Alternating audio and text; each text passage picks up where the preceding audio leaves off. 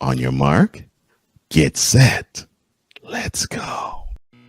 I can't do it. We'll do it live. Do it live! I'll write it and we'll do it live! Mister, will you please wake up? Montana looking, throwing in the end zone. Caught it! Dwight! Palmero over the head of Jenks. Uribe charges, throws, out! And the White Sox have won the World Series. And that'll do it. It's over. The Golden State Warriors return to a familiar place. They're on top of the NBA world. We're down to 2, now to 1. Here's Jordan. Yes! It is all over. The Chicago Bulls. This is Snowman in the Morning. Hey, this promises to be fun. Oh, yeah! Oh, yeah! Oh, yeah, baby! It's Monday. Yes, it is Monday. Good morning. Welcome to the Manic Monday edition of Snowman in the Morning. Man, I got a lot to do. We got a lot to do in a short time to get there, but a couple quick updates, and they go like this. I'm going to cut the show at 2 hours because I want to be sure that everything pops off the way that it pops off, and I'm able to get rest. So that's one thing. The other thing, all the extras will be on Snowman in the Morning Plus. I just built the YouTube channel for that, and I will release it when the okay comes in for me to stream to that channel. So let me say good morning to Ryan McCoffey, who will join us later. AB Media out of Indianapolis, Indiana, and I will touch on the Colts a little bit later. And Sig Diggy joining us from Norway. It is the Manic Monday edition. Let the madness begin. I'm awaiting my partner. He's on the way. Sorry I'm late. Had to run out and make sure I got, I got breakfast and take care of my meds and everything like that. Special birthday shout out to Ben Sutterth, the third, the man in charge of the BS3 network. How does Cole describe it? The owner, the operator, and the manipulator. That's what I'm looking for.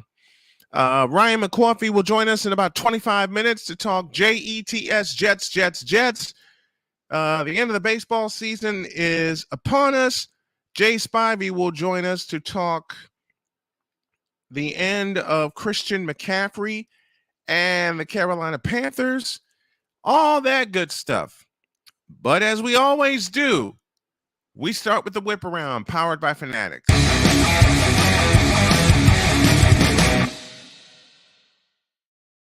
And this whip around starts in St. Louis, where Albert Pujols, yes, that Albert Pujols, hit number 702 in his final at-bat at Busch Stadium. And speaking of my partner and one of my best friends, here he is. Cole Johnson joins me. Good morning, sir. How are you? Doing good. How are you? Yeah, man. I took the liberty of putting parts of the show together because I wanted to get the description out there and learning a lot from this past Friday with what the hell happened Friday? International Podcast Day. That's it. Mm-hmm.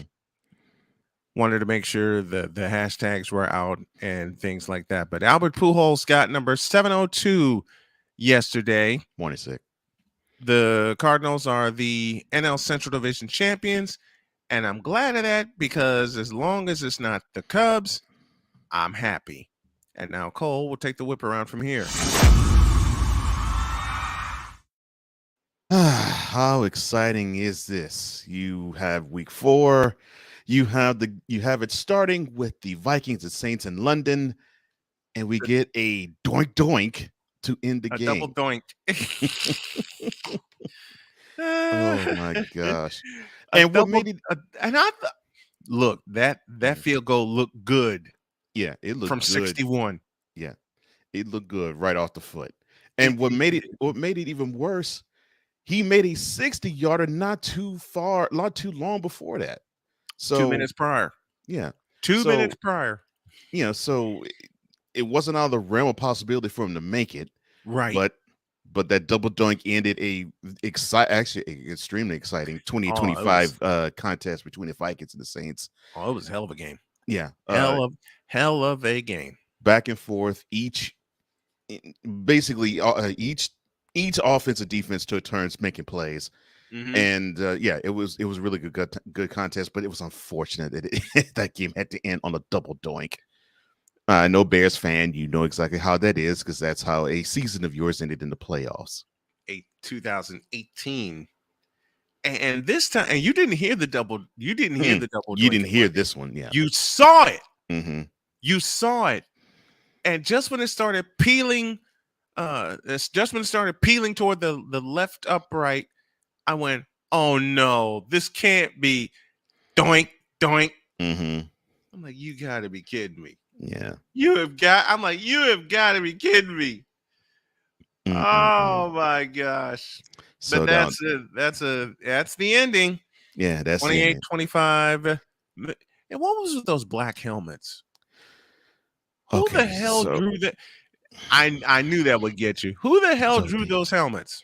So the NFL wanted to appeal to the kids, and they wanted to make these alternative helmets. You're going to see many more of these atrocities throughout the year. So that is the Saints atrocity. We saw one Thursday night. Yes, another one you saw Thursday. We saw one, and I did a live reaction to that game. I did live. It was pretty good. It was the turnout was pretty good. Mm-hmm. Moving on. The Atlanta Braves. Go. I'm sorry. Go ahead. The Panthers lose again. Details at 9:35 a.m. The Atlanta Braves and the New York Mets are in, and so are the Seattle Mariners. Oh, they clinched in style too. They did. I believe it was a walk-off it was a walk-off homer. It was a walk-off homer in homer that sent the Pacific Northwest into happy hysterics. Because if I'm not mistaken, that's the first time in doggone it. I know it's been a minute. 2001. I think it's so it has been 20 years. Over 20 2001. years. Yeah, over 20 years. Okay. So I knew it was over 1 decade. I couldn't remember it was over 2. So I talked to my buddy Dave Sims, and I wanted to get him for an interview for Thursday, but they will be traveling to Toronto. How does he feel about the Mariners advance to the playoffs? Do you have to ask such a question? I'm happy for them. Although, yes, I know they're in the same division as the Astros. I still am happy for them. And I was pulling for Seattle to get in the playoffs. I made that clear before the All-Star break because they were hot. And then they ran into Houston. Yeah. And Houston. I love the Mariners, but I love your Astros too. And Houston whipped that ass. Yeah, that was the end of their AL West hopes. It's like, they ran it. So Houston came to Seattle and was like, sit down. Yeah. So, okay, so we're not good enough to win the division, so we got to retool and go for wild card. And they did. And that's exactly what they did. And they did. And I love the fact that the Mariners are in the playoffs. Let's see how far they can get. Let's carry on. Go ahead. The Phoenix Suns lost to the Adelaide 36ers. I wish I was making this up. I know you're not, but why are we talking about this? I swear to God, I wish I was making this up because when I saw the schedule, it's 2 weeks.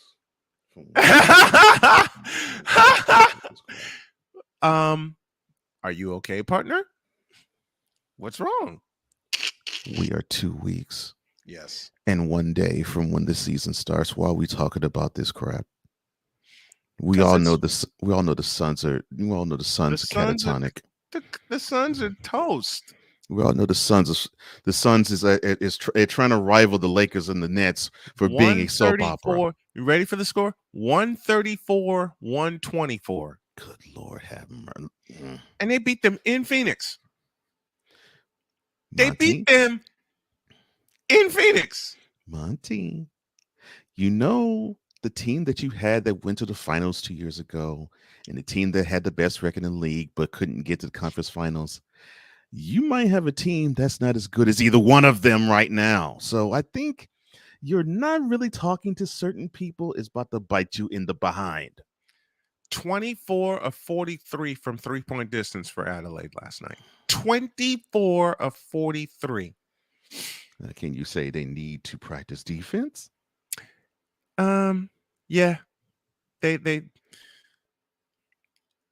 later in the week, I'll have an NBA discussion.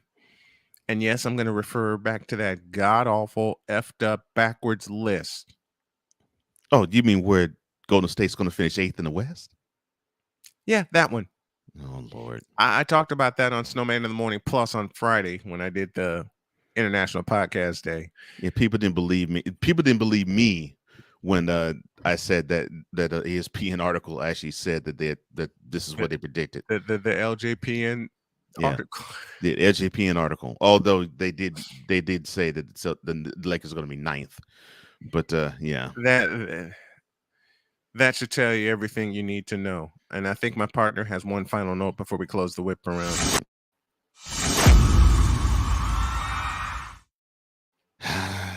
The Packers.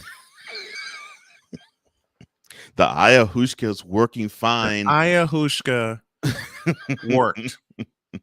But they needed a field goal in overtime to beat the second string, I almost say third string, basically, Patriots quarterback squad, 27-24 in Lambeau. Now, I would understand if this was in Gillette, but no, it was participated on the not so frozen tundra of Lambeau.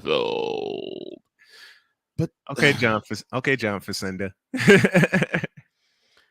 It begins with a whistle. It ends with a gun. 60. I'm sorry. All hail John Facenda. Oh, I love John Facenda.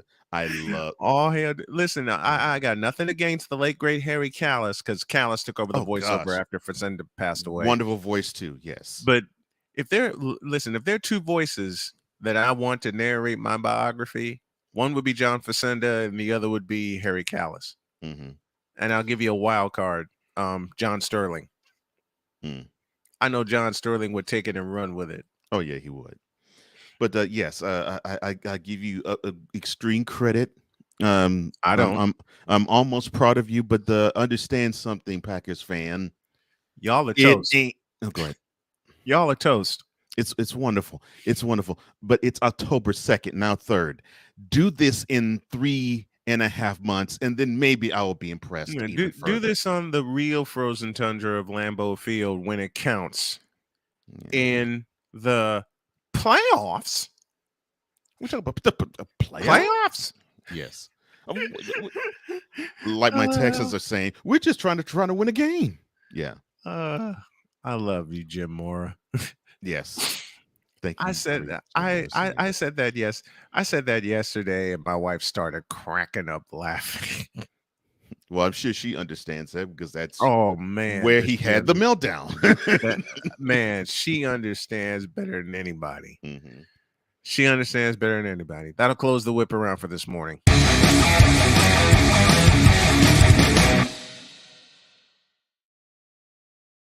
You see what a full night's sleep can do for you? Take a break, and when we come back, some general stuff, and then Ryan McCoffey will join us. Along with Cole Johnson, I'm the Snowman. This is Snowman in the Morning with Cole Johnson. Back in a flash. This is Snowman in the Morning.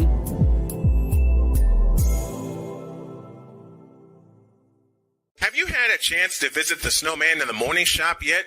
You haven't? Then what are you waiting for? Go to officialsitmorn.com. Check out the shop when you type in the word shop, and you'll see themes like, a coffee mug that's available, a sweatshirt, a t-shirt, and a whole lot more. And while you're buying items from the Snowman in the Morning shop, you can support the Snow Strong Carolina mission. We got a lot to do in a short time to get there. Go to officialsitmorn.com/shop. Check out all of the gear and wear the same gear that the crew wears. And when you're doing that, tell them Snowman sent you.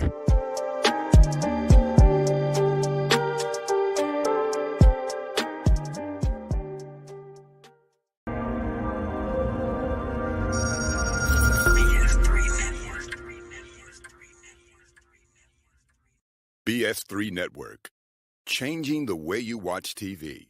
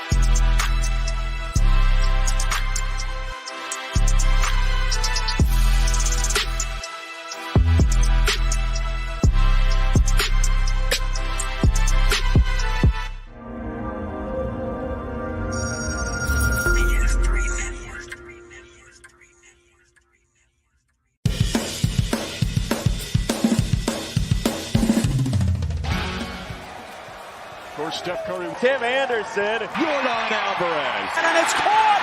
Deebo Samuel with the catch. Michael Jordan consents. The Fro just got the king.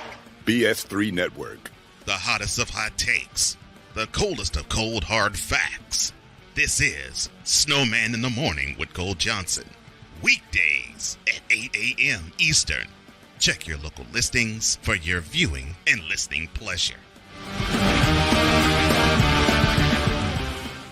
Hey everybody, Snowman here, and thanks for listening to this episode of Snowman in the Morning with Cole Johnson. Want to tell you about a little thing we like to call Monkey Knife Fight. Wait, what in the world is that, you may ask? Well, Monkey Knife Fight is a daily fantasy site where you can play your favorite games, support your favorite players, and make money at the same time. And right now, if you go to monkeyknifefight.com and use the code Snowman, you will get a 100% deposit match on up to $100 on your initial deposit. Go to monkeyknifefight.com and use the code Snowman for an up to 100% deposit on your first deposit of up to $100. Thanks, and tell them Snowman sent you.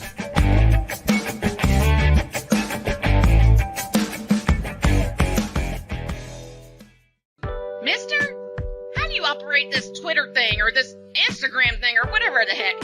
You're supposed to know all this stuff. Anyway, welcome back to the show.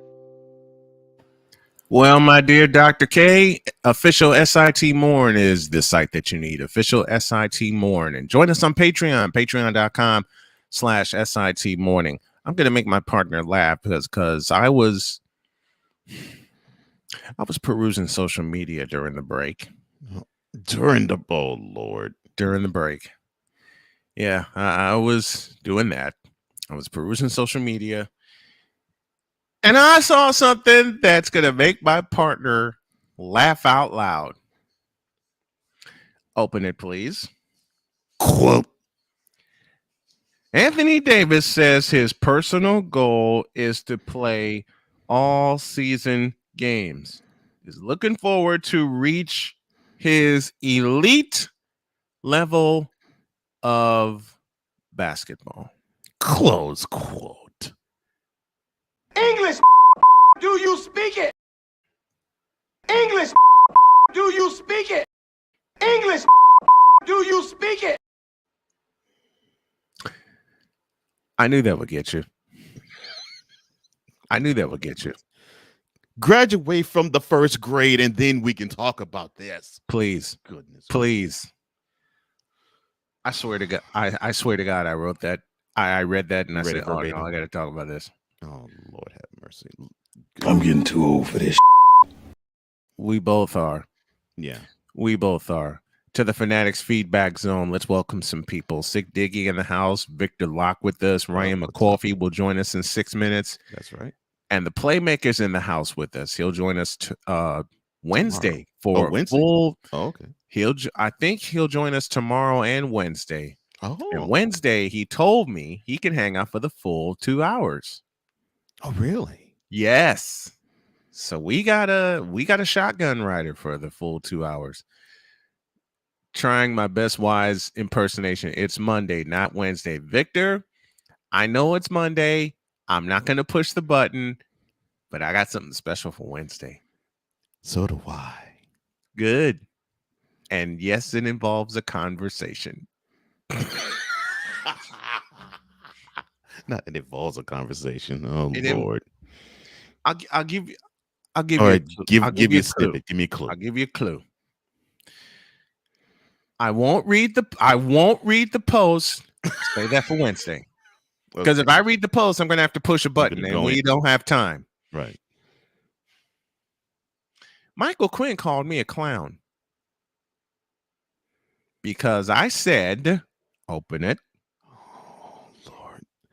Oh, Lord. Okay, so you said, quote, there has never been a best form of, and I got quite a few reasons for my claim.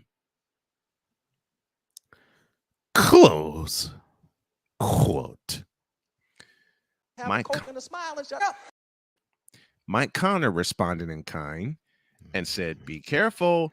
The stands don't like facts and they'll call you a hater. And I acted like The Rock and said, just bring it. I want them all to bring it. It's like you said to me 2 years ago when I was in Carolina.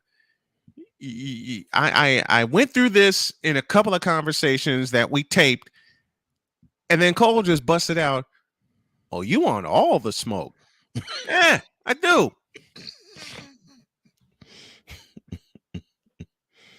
Yeah. And then Xavier Wilkins, and I'll cut it here. Xavier Wilkins said the following, and you're going to love this. Open it. Quote. You must not watch ball if you think that, my boy, spelled B-O-I. Oh, he's trying to be discreet. Okay. Mm-hmm. Mm-hmm. Mr. Wilkins. Close quote. Thank you. Wow. Mr. Wilkins, don't try to be discreet when you don't have the skills, okay? I'm from Chicago. I'm from the South Side. Been there, done that, got the t-shirt, burnt the blankety blank when I got done with it. Okay? But what I did say in kind was, thank you. Mm-hmm. Thank you. I've forgotten more basketball than you have watched, sir. And I've seen much better than LeBron. Close quote. So that's right. Tune in Wednesday when you will see a conversation with this gentleman, and we will tear down more of the utter blasphemy.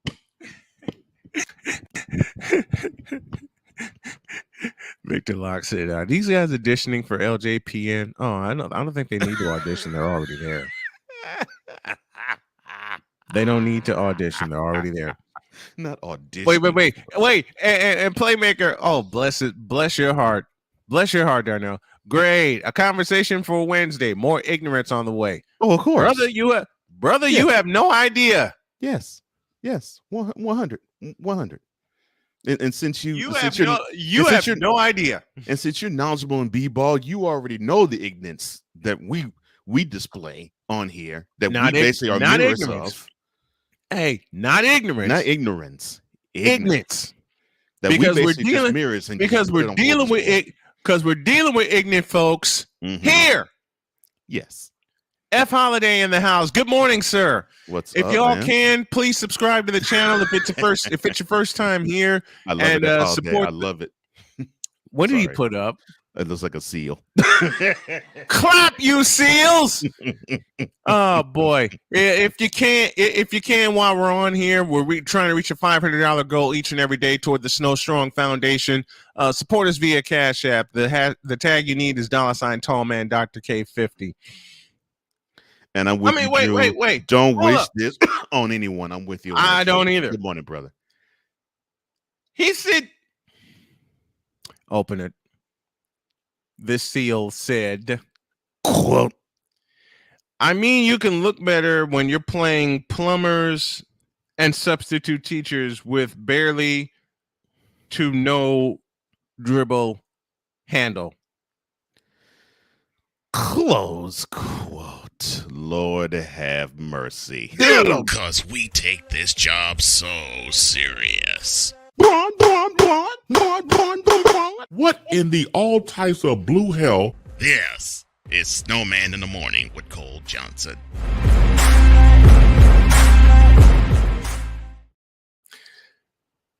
Xavier Wilkins on Wednesday morning, beware. And that concludes a teaser of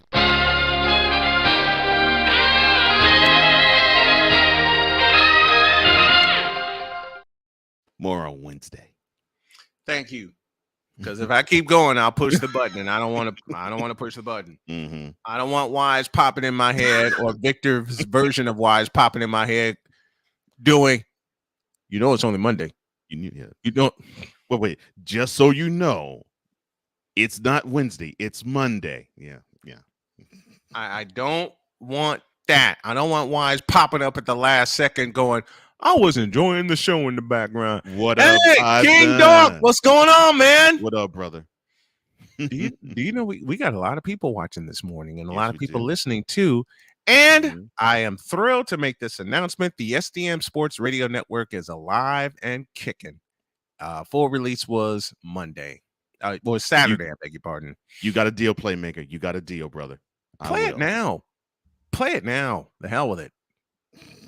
Play it now. Because we take this job so serious. What in the all types of blue hell? This is Snowman in the Morning with Cole Johnson.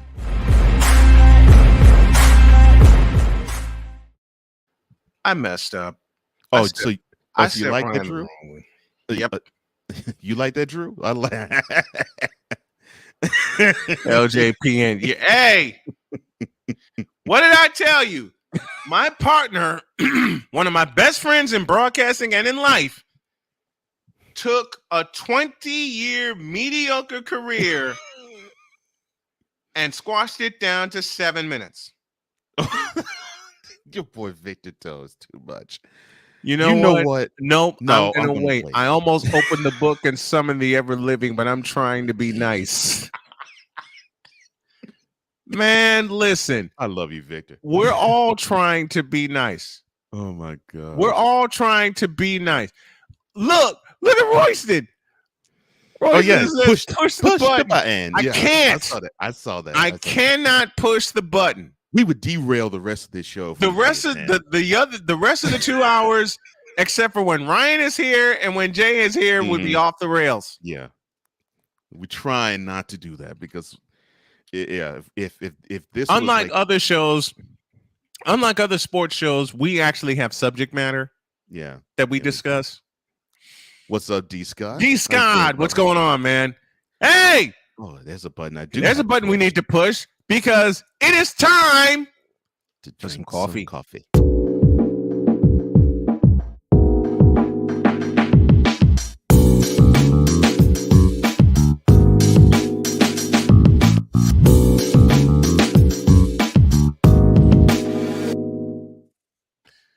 As he joins us every Monday. Why does that beat always get me?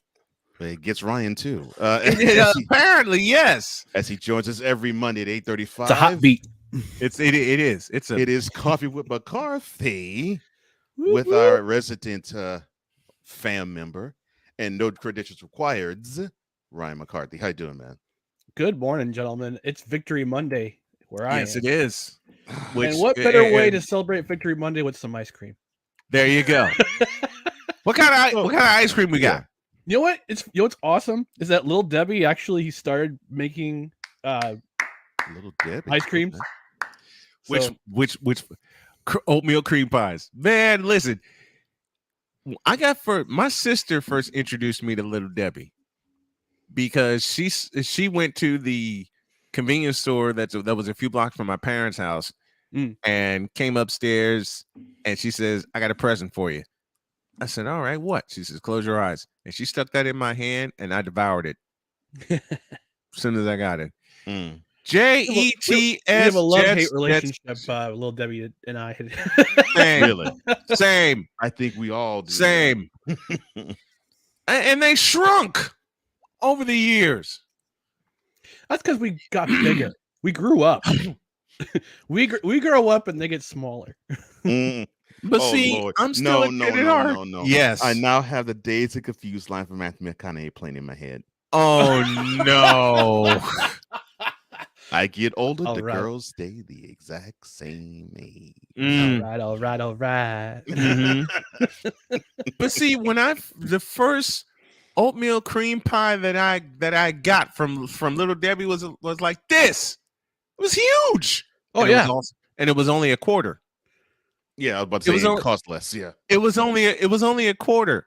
And like I said, my sister turned me on to Little Debbie. Okay, me and Little Debbie, as Ryan described best, have had a love-hate relationship for some 30 years because they shrunk.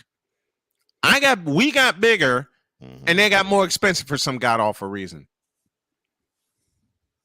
And then they started making cupcakes. They started making cupcakes. I didn't discover the cupcakes until like 7 years ago. Have you tried the hack where you put the Swiss cake rolls in the freezer? Yes. That's the best. Listen, when I lived in LaPorte, Indiana, I stocked up on those Swiss cake rolls. I bought I want to say 6 or 7 of them. And the clerk who rang me up made the suggestion of sticking them in the freezer. I said, "Why the hell would I want to stick them in the freezer?" He said, "Trust me." So I did. I stuck them in the freezer. A couple days later, tried one. Oh my Lord. Yeah, I agree. F Holiday. They shrunk. They did shrink everything. Hostess too. Matter of fact, somebody be my scribe today and put this in the chat. Question of the day: Hostess or Little Debbie? Ooh. Exactly. Yeah, Victor says the idea of Little Debbie's ice cream scares me because while I'm down for Nutty Bar's ice cream, Twinkie Snowballs, and Ding Dong's ice cream, I'm not sure about the Nutty Buddy ice cream is out of this world.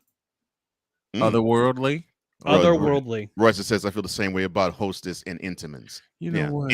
I love Entenmann's too, man. Entenmann's I love Entenmann's is evil.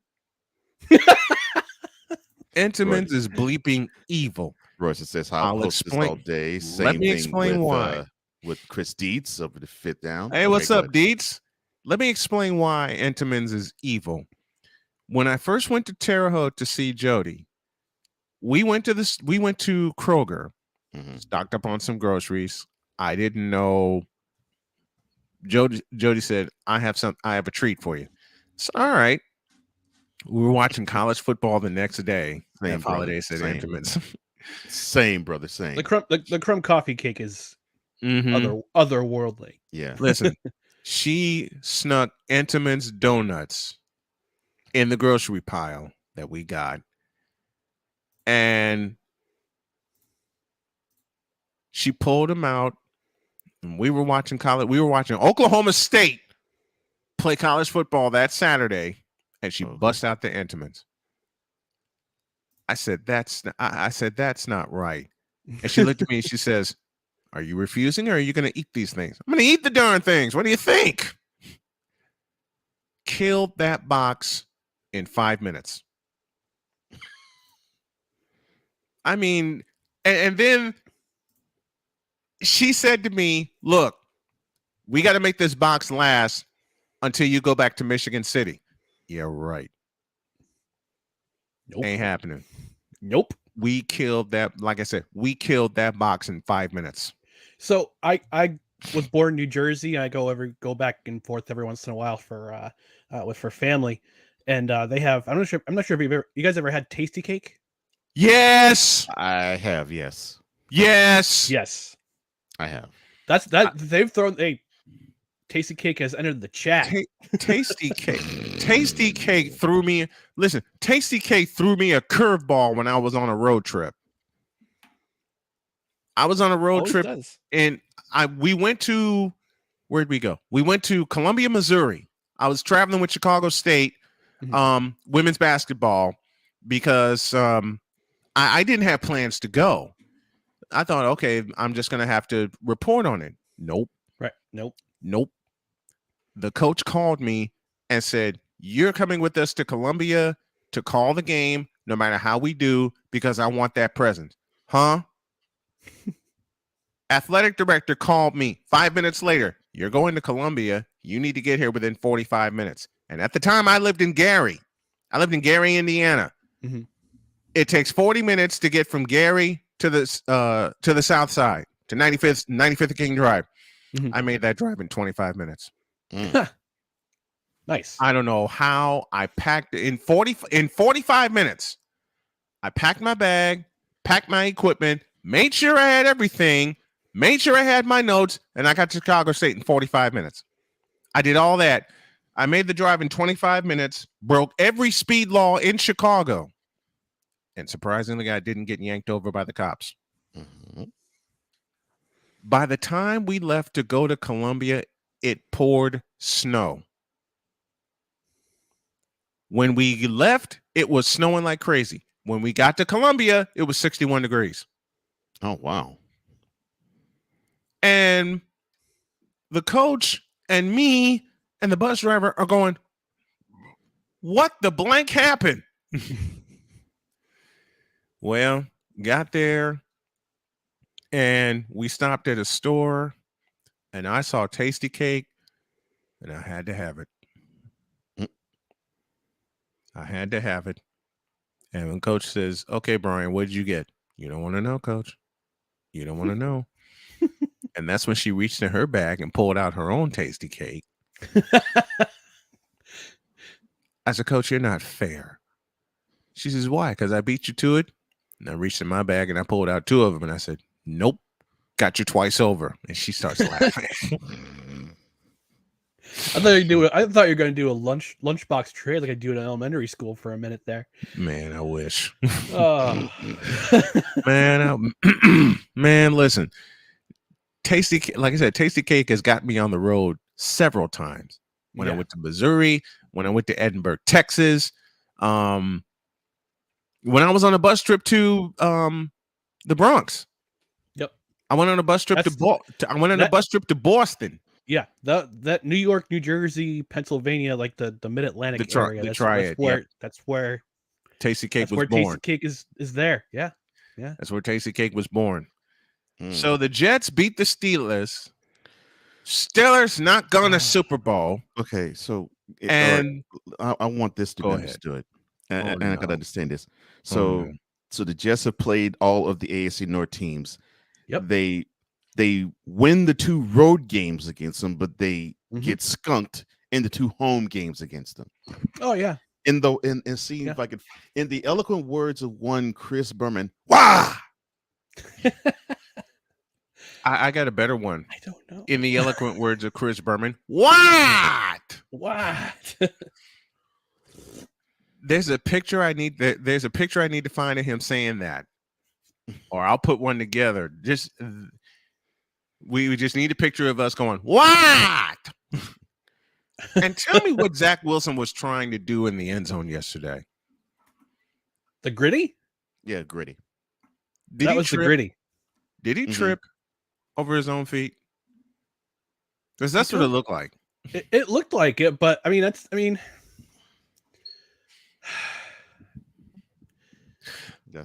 Mormons have a different kind of rhythm. I'll just put it that way. Mormons have a different Listen, kind of rhythm than I have admitted everyone else. Listen, I have admitted aloud. Wait a minute. I have admitted aloud. Mormons, Ryan. Yes. BYU. It was my baby. cover for saying white people. Sorry. BYU, baby. Listen, I have admitted aloud to my wife and to my children that I have no rhythm. And Jody just cracked up laughing. And she says, "Are you actually trying to dance?" No, because I have 2 left feet and I'm proud to say it aloud. Not proud to say it. I am. I have rhythm when it comes to doing play-by-play. I have rhythm when it comes to doing this show, but trying to show it on my feet, not a chance. No. And I think it was Cheyenne. He tried. My daughter Cheyenne. Listen, tried. My daughter Cheyenne said, "Why can't you dance?" I said, "Baby girl, I got 2 left feet." And she said, "You have 2 left feet?" Yes. And she's like, "A black man has 2 left feet." No, this black man has 2 left feet. There are some who do, yes. And I'm one of them. And I'm proud of it. I don't try to dance. I can't dance. I don't want to dance. If it's a slow dance with my wife, I can do that. Any other dance, forget it. So basically, you're like Hitch. You got to do what I'm doing now. Exactly. That's exactly it. Yeah, that 2-step. I see. Yeah. Will the Jets ever get it right and win at home? As Ryan rubs his head for a future prediction. I hope so. I mean, next week they have a decent opportunity next week because they're playing a team whose quarterback whose soul, I'll just put it this way, I'll put it lightly, whose soul left his body on Thursday night, which was absolutely scary. One of the scariest things I've ever seen. Scary as all. 100% with you, Ryan. And I'm happy that the unaffiliated neurologist, quote unquote, got canned, was fired. So get out and stay out. But the thing is, I mean, I gotta give credit to where credit's due. I mean, Jets fans were knocking on Lamar on the secondary over the last 3 weeks. They played pretty well yesterday. 4 interceptions, not too shabby. But they're playing a team whose offensive scheme is predicated on speed. Mitchell Trubisky and Kenny Pickett. I'm sorry, my bad, Ryan. I mean, that was in my head. I'm sorry, my bad. Yes, the Jets secondary are pretty good. Yes, Matt Canada needs to be fired. The Steelers' offensive coordinator, if you want to call him that. Wait, they actually have an offensive coordinator because the offense they already ran. What happened to Todd Haley? Horrible. Did he retire? That offense. I will use a word. Listen, offense they run is horrible. I will use a word that was used to describe me when I got the blisters on the bottom of my feet in June. That offense was anemic. Oh my gosh! But yes, that's not to take away from the Jets secondary because no, not taking away. They did a bang up job yesterday. Listen, not taking away from the Jets' performance at all. Not at all. Right. But that Pittsburgh offense is anemic. Horrible. Can't run block worth a darn. Bad. They barely can pass protect. And that was pass protection yesterday. And it makes the serviceable QBs that they have play worse because they're under the gun. Yeah, Kenny Pickett is going to get brutalized. And that's being nice about it. And then there's one Mitchell Trubisky. Who played so bad he had to get pulled at halftime. Who got drafted by the Chicago Bears after the 49ers fleeced them for draft picks, and they still wound up taking the guy that they wanted, and all they had to do was wait. I don't understand still to this day why the Bears decided to trade up one spot to get Mitchell Trubisky. to get the guy that they had been looking at. But that's the Ryan Pace. That's the Chicago Bears in a nutshell. You lose assets. This is the Chicago Bears in a nutshell. Help! I'm in a nutshell. Get me out of here. Get me out of here. I'm in a nutshell. No. You lose assets to get the guy you want to trade a one spot. One spot. And he was there, 3 years? 4. But you also got paired with one of the worst head coaches. Oh yeah, in Matt Nagy in modern history. Supposedly a quarterback whisperer in Matt Nagy. Supposedly being the operative word. No, not a chance. And they got lucky to go to the playoffs in their first year. They won the division in that first year. Mm-hmm. You know something. That double doink against Philadelphia it was a curse. Yeah, describes the Chicago Bears. And there are two events that describe the Chicago Bears in a nutshell. And I'm going to upset a lot of Bears fans when I mention this, but the 2010 NFC Championship was at Soldier Field against the Packers, a team that you should have knocked out anyway in week 17, but you didn't because you only got a field goal in that game. Aaron Rodgers, and I hate saying glowing things about Aaron Rodgers, but I will just tell the facts. Aaron Rodgers took the opening drive, marched it right down your throats. Probably the best he ever looked. Mm-hmm. Marched it right down your throats. And the Bears haven't recovered since. And then the fleecing by San Francisco in the draft for them to trade up one spot. One. And they get Mitchell Trubisky. Because they were so excited about what he did, not that previous fall, but the fall before. When he was a backup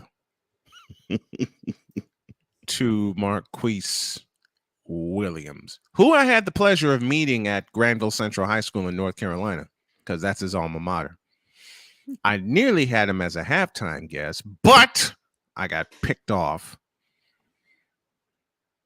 More on that later. But, man, one spot. I mean, I swear to God, the Bears sometimes operate like the Brooklyn mess. I still laugh about that. I'm like, you and me both. What did that war room think? They must have said, "Oh yeah, high five." Keyword in that question. You put the keyword in that question. Think, because I'm sure they were high fives. Like, yeah, we got our man and we got our spot. That's what I'm talking about. And mess their team up in doing so. Sweet Lord, no. Didn't Trubisky come out? Did he come out a year early? Yes. Yeah. Was he a senior or was he a junior? He was a junior. Okay. Junior. That's what I thought. Yeah. Like I said, he was a backup to Marquise Williams. And Queese some of these guys played better. Queese played better than Trubisky. Please say it, Ryan, because I want to hear it. Please do. All right. I'll say it. Some of these players need to stay an extra year. Thank you. Yes. Amen. Yes. Because when you come out early, it ruins you. Like you get some of these agents who inflate your ego. Especially true that's especially true in two sports: football and basketball. Let me name some of those players from recent drafts: Mitchell Trubisky, Sam Darnold, Josh Rosen. That's right. Baker Mayfield. That's right. Let me think. And they projected Sam Darnold. Listen, in the second hour. And they projected Sam Darnold to win the Heisman one year.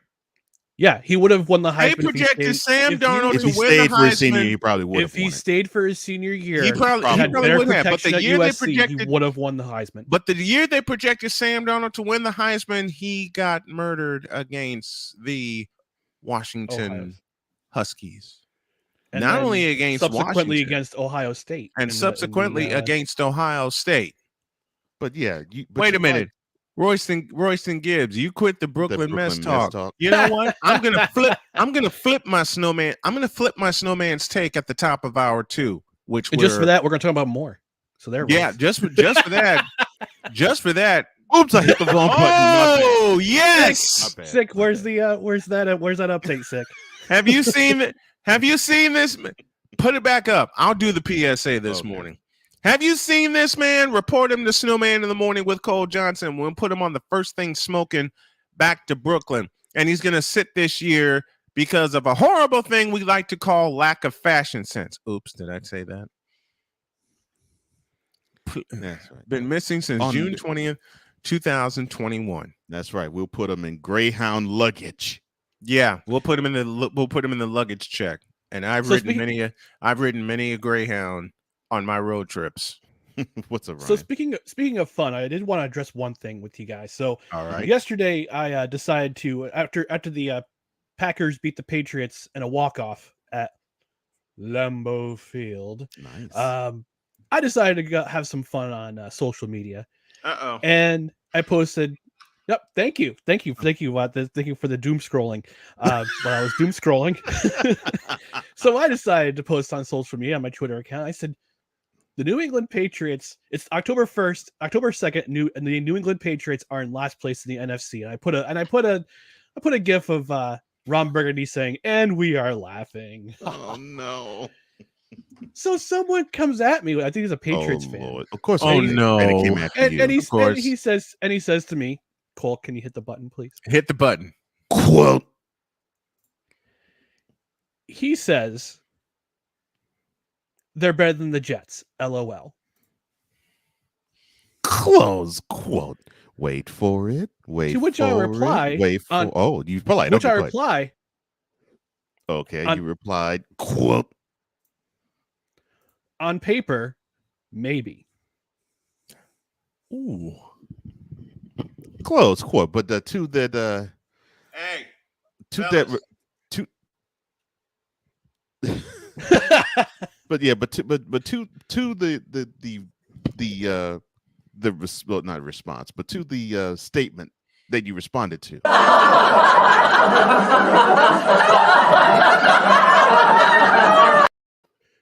Whiter than Wonder Bread. Oh. Thank you for whiter that. than Wonder Bread. Whiter than Wonder Bread in a Mormon convention. And you know something, when Cole put that clip in and shocked me and surprised me with it, and then that was the appropriate response. I couldn't even say it. I was just laughing so hard. And then Cole said, "There is a purpose to that kind of laugh." Yeah, because there was someone who said, "Oh my gosh, that's the whitest laugh I've ever heard." There's a purpose for it. Mm-hmm. Oh Lordy. So, Cue the Wonder Bread laugh. I love that, Ryan. I love that. When you said that, I was like, yes, someone gets it. Yeah. Oh, I got it too. Yeah. So we kept going back and forth, and I just in the back of my head, I'm thinking to myself, why can't other fans why can't football fans let each other have fun? Like I was having fun at the New England Patriots expense because I'm a forlorn New York Jets fan. You haven't been able to do that to Patriots fan in 2 decades anyway. Not since the playoff game at Gillette Stadium. Yeah, in intermittent parts in between. But yeah. Yes. But it's like, can I have fun?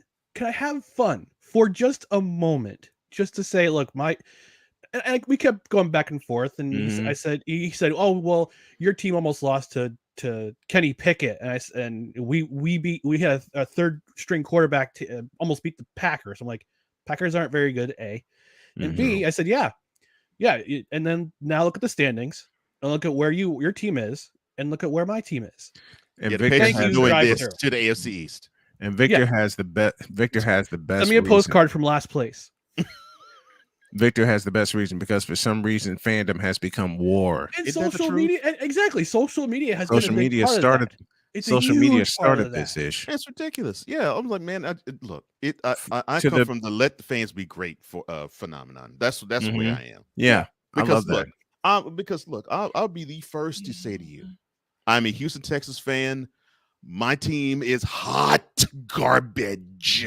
Hot garbaginy. Yep. I had no qualm saying that. I don't feel bad in saying it, and I don't feel bad if anyone else says it because I'm like, you're speaking facts. Yeah, team's terrible. And they've been I know hot garbage for a minute. While. Yes. Yeah, my team has been horrible over the past decade and change.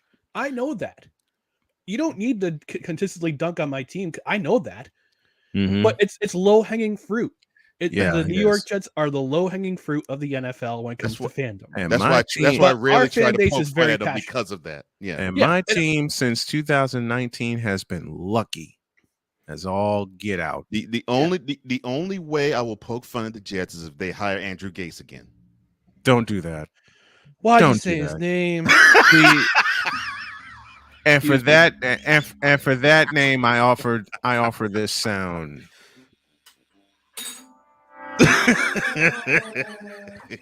All right. We're at the top of the we're past the top of the hour. That's Coffee with McCarthy. He joins us every Monday at the bottom of hour It's one. always a pleasure, man. Thank you, my thanks, brother. guys. I appreciate you. Tomorrow it. night, 7:00. No credentials required. We're going live. We're going to wrap up the week in NFL. So please join us. Can't wait. Appreciate it. Have a good show, my man. Can't wait, brother. Thank you. Thanks, fellas.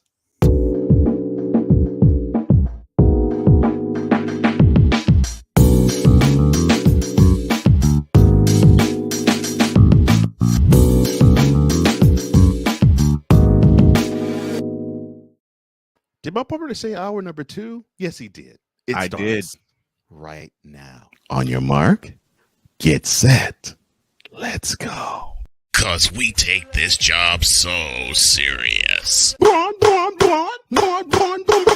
All of it, between 2 people and 4 nostrils, all of it was gone. LeBron James is pure, unadulterated trash as a basketball player and has been for 20 years. We don't want to see. Wait a minute. We don't want to see. Bro. Number 420. YSL. Number 420. I had to do it. Oh, man, I thought I missed it. What in the all types of blue hell? This is Snowman in the Morning with Cole Johnson. As we continue on the Manic Monday edition of Snowman in the Morning with Cole Johnson, with Brian Snow, I am Cole Johnson. Let's show some love to the chat, shall we? Yes. Yes. A slight correction with Josh Rosen as Dietz, of course, the encyclopedia of all college football. He says, wait, Josh Rosen, he was a senior when he left UCLA, that is, and we haven't seen hide nor hair from him ever since he became an NFL quarterback. Playmaker says, I can't wait to see, talking about the Brooklyn Mess talk and Royston. Oh, when we finish showing love to the chat, we're going to take a break, and I got a lot to say about the Brooklyn Mess. Oh, Lord. As a teaser for Cole's Wednesday. Oh, yeah. I won't even say it. That's right. Deet says Josh Rosen stayed his senior year, and it was a disaster for him, as been the subsequent years for him to follow. Playmaker says, yes, that's going to be Wednesday. He's waiting for that. Hawk TV. Good morning, y'all. Good morning to you, my man. My Washington Redskins.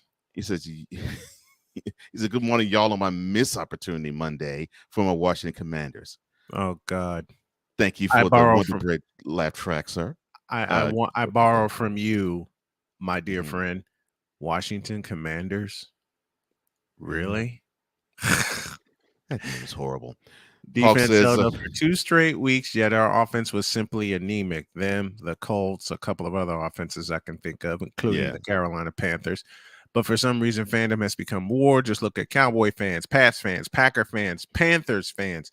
Oh, we'll eviscerate the Panthers later this hour. Yes. We will eviscerate the Panthers. Washington is the 3rd most expensive offense in the NFL, according to the salary cap. So why is it that we suck on offense? 2 words: Carson Wentz. Well, that's one and thing. To me, the lack of continuity. And I hate to say this, I love Ron Rivera. I do. Yes, I think he's one of the best in terms of men, not necessarily in terms of strategy. In terms of men, I think he's one of the best head coaches we have out there because you root for him as a man, and if you were to play for him, if you were on his team, you want to play for him. But Ron Rivera-led teams offensively are unimaginative. And I think you're starting to see that now in Washington because we saw that in Charlotte for so long because they decided, okay, well, Cam, get us out of whatever trouble we're in. You know, the offense is in your hands. We'll throw plays at you, but just play as if you're drawing plays in the dirt. Rivera's offenses seem to resemble that. And I don't know why it just seems to resemble it. Yeah. And it's unfortunate. It's unfortunate. And I hate to say that to you, Hawk, but it is unfortunate. It's a truth. And Joe Gibbs ain't walking through that door anytime soon. Yeah, good. They would benefit from a Joe Gibbs mind on Listen, offense. Joe Gibbs was the best coach in Redskin history, period. The only other coach I can say that about is Dick Allen, the Over the Hill gang. But Joe Gibbs to me was the Washington Redskins. Period. Yeah. Well, it's hard to debate there. 3 rings. Yep. With 3 different quarterbacks. 4 trips. Yeah, 3 rings, 4 trips with 3 different quarterbacks. Yeah, it's hard to argue that. Playmaker Social media says hasn't started the war. It gave the war a platform to show. Yeah. Truth telling there. Yeah. Truth telling there. Hawk giving you a nod, Ryan. The look at Detroit. Don't get me started on the Lions. Forward down the field. I'm sorry. Victor says I'm the same way with the Bears and those Walmart mannequins they call an O-line. And yesterday proved that. Shout out to the New York Football Giants. Vic, let me say this to you, man, and this is come from the heart, bro. The moment I saw Justin Fields hit the field as a Bear for the first time, and they were playing the Bills. This is a preseason game. They're playing the Bills. The very first snap, it was a linebacker blitz. Nobody rolled any pressure in his direction. He had a free release and nailed Fields. I felt for him then. I was like, oh my gosh, this offensive line is putrid, and they drafted a quarterback. What were they I'm about to use another phrase, and where you're going to probably chastise me using it in this way. What were the Bears front office thinking? Yeah. Again, you put the key word in that. Right. Thinking. Playmaker says top 5 offense, bottom defense. Yeah, which explains why the Lions will forever be where they are. Unfortunately, their defense helps their offense out because their defense keeps putting them in double-digit holes. It's messed up, but yes, their offense flows beautifully once it gets on track. Yeah, once it gets on. Drew says Thomas Edward Patrick Brady II is done. That game was embarrassing.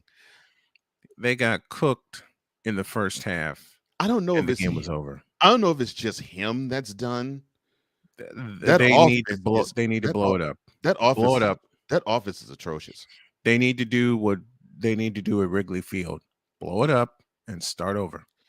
And I think, all right, I have this theory. Most offensive minded head coaches have explosive offenses, and normally that get it. If they cook, they do well, but if they don't, it gets them in trouble. Just look at Jameis Winston having 30 touchdowns and 30 interceptions. Yep. While throwing over 5,000 yards. Conversely, when you have a defensive minded head coach, which that happens to be Todd Bowles, the offense gets rather conservative, even if it's the same crew that you played with the year before, because you're starting to see less shots downfield.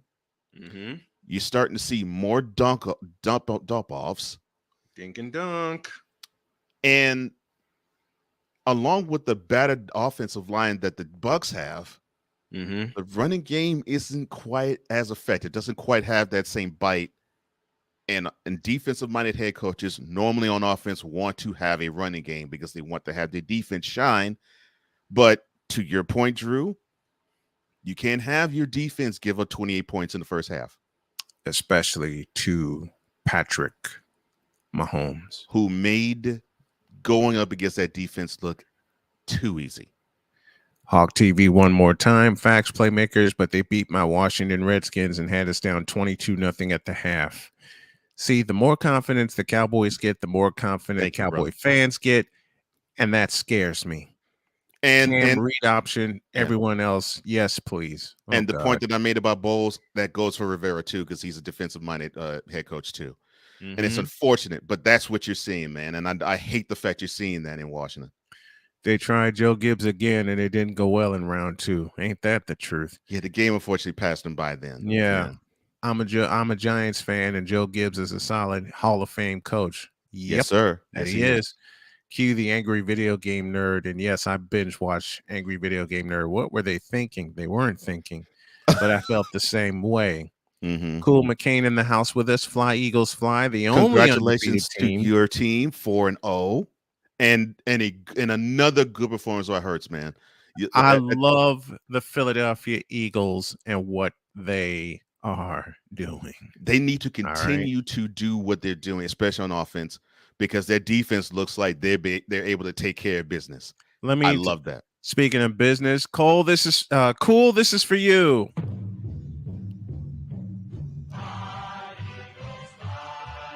As Playmaker also says, congratulations to you. Congrats at Cool McCain. Be Elite just win undefeated. Yes, they are. Be proud of that, Cool. Be proud of that.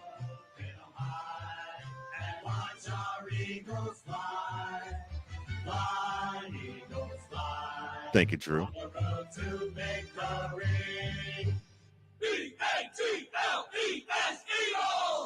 Eagles definitely have work to do and injury concerns that they do, but 4-0 is 4-0.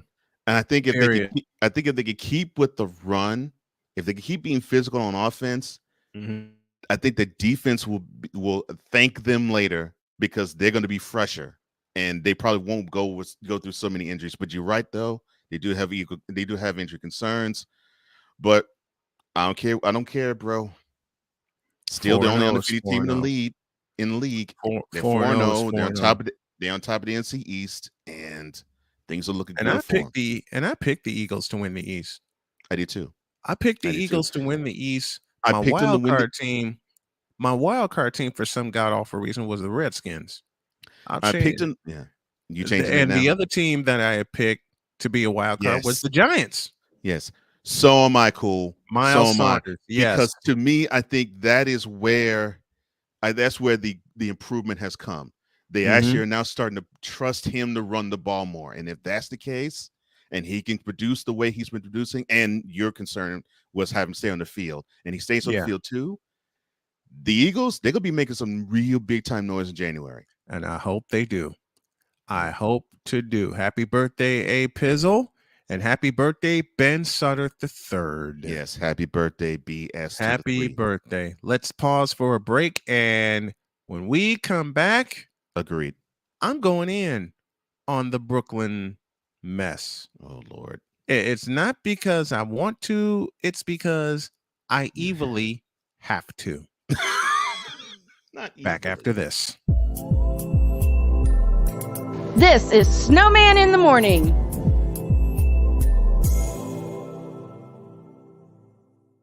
Discouragement, sorrow, distance. Your arguments cause damage to your family. The hurt leads to divorce. You feel like there is nowhere else to turn. But there is hope for you. That's where we come into play. There is an overcomer that lives inside of you. One ready to take on the world as you leap for joy, living in victory. You'll grow to love yourself and others. There's life after divorce, and you can claim it today. Get Over Divorce, where your new story begins here every Thursday on YouTube and Spreaker. Have you had a chance to visit the Snowman in the Morning shop yet? You haven't? Then what are you waiting for? Go to officialsitmorn.com, check out the shop when you type in the word shop, and you'll see things like, a coffee mug that's available, a sweatshirt, a t-shirt, and a whole lot more. And while you're buying items from the Snowman in the Morning shop, you can support the Snow Strong Carolina mission. We got a lot to do and a short time to get there. Go to officialsitmorn.com/shop, check out all of the gear, and wear the same gear that the crew wears. And when you're doing that, tell them Snowman sent you.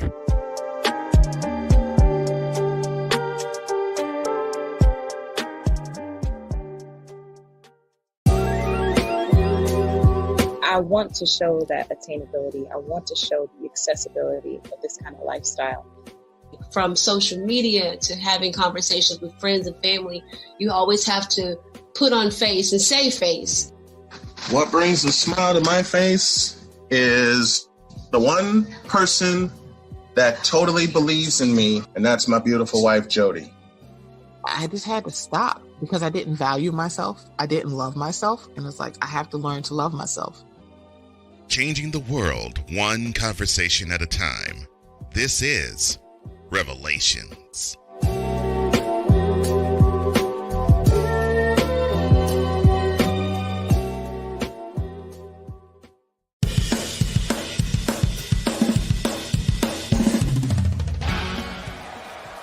course, Steph Curry. Tim Anderson. Jordan Alvarez. And it's caught. Debo Samuel with the catch. Michael Jordan can sense. The throw just got the king. BS3 Network. The hottest of hot takes.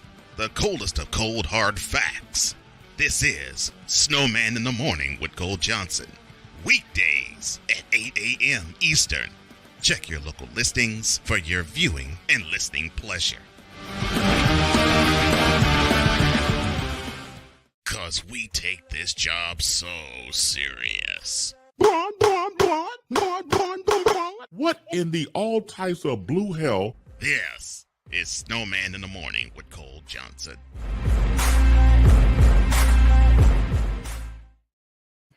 Go ahead. Oh, man. Rolling along here on this Monday edition of Snowman in the Morning with Cole and the folks in the chat. Snowman here. And let's not waste any more time. Give me my take, please. All right. Okay, and it starts right now.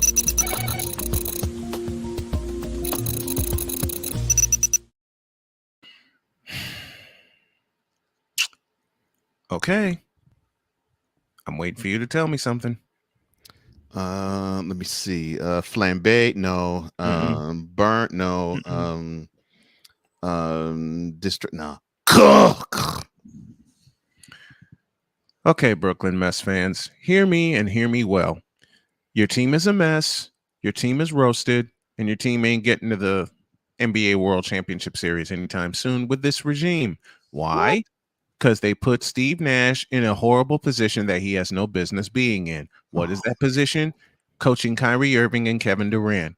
And yes, I put a little blame on Kevin Durant because Kevin Durant was convinced by Kyrie Irving to join the Brooklyn Mess when Kevin Durant had the best situation of his career in Golden State. More on that at another time. When you have a cancerous tumor such as Kyrie Irving on your ball club, Ouch. you're not going to do much. Okay? When you were predicted by the LJP to become a dynasty and you only have one series win, one In 3 years. 3 years, and you're not going to have I doubt Brooklyn Mets get to the playoffs this year. And yes, I said it aloud, and I said it aloud proudly. Kenny Atkinson was your coach. Kenny Atkinson was your defensive coordinator. Kenny Atkinson is now with the Golden State Warriors, and Kenny Atkinson, I don't know, won a championship with the Golden State Warriors because the Warriors, unlike the Brooklyn Mets, preach defense. And their defensive coordinator got a head coaching opportunity in Sacramento in Mike Brown, and he's going to turn that team around. I feel it, and I believe it. Back to the Brooklyn Mets. Once the contract was signed by Kyrie 4 years ago, I said then the Nets became a... Hell, I said it before that when they moved to Brooklyn. And they had no business moving to Brooklyn. But somehow the lure of Jay-Z got to them. Somehow the lure of the Barclays Center got to them. And somehow the lure from Mikhail Prokhorov, who later got the hell out and stayed out, who also said that the Brooklyn Mets planned to be a champion by 2015. It's The Rock. Oh, I'm sorry, my bad. And Golden State took care of that, thank God. Yo, B. And let's go to the next game courtside, baby. The Rock. Oh, I'm sorry, my bad. And after 2015 happened and Golden State kicked everyone in the tail, Mikhail Prokhorov said, I'm out. Jay-Z said, I'm gone. And now what do you have? A mess that has happened since with one series victory in the playoffs. Because you're not judged by the regular season unless you're LeBron stans and want to look at 73-9 and say we have the greatest comeback in finals history. Yeah, with a stimulus package that was started by LeBron, but I'll say that for Wednesday. Thank the Lord. I will save that for Wednesday, because if I get derailed here and Jay comes on, I'll be in the middle of a rant, and then Jay will show up, and then I'll have to stop. I will save that for the top of the show on Wednesday. Besides, Brooklyn is enough of a soap opera and a comedy show at the same time where I can fill the time needed. And to tease what my partner is going to talk about on Wednesday, once again, the Brooklyn Mess in predictions have leapfrogged the Milwaukee Bucks and have leapfrogged the Boston Celtics. And they are predicted by the LJPN to win the Eastern Conference. Bitch, are you for real? I wish I was kidding. You for real? My partner showed me the evidence, and I couldn't believe it. I'm like, they're going with this narrative again? You cannot say filth, flying filth in front of people. I've said worse, and it produced a laugh from my wife and my children.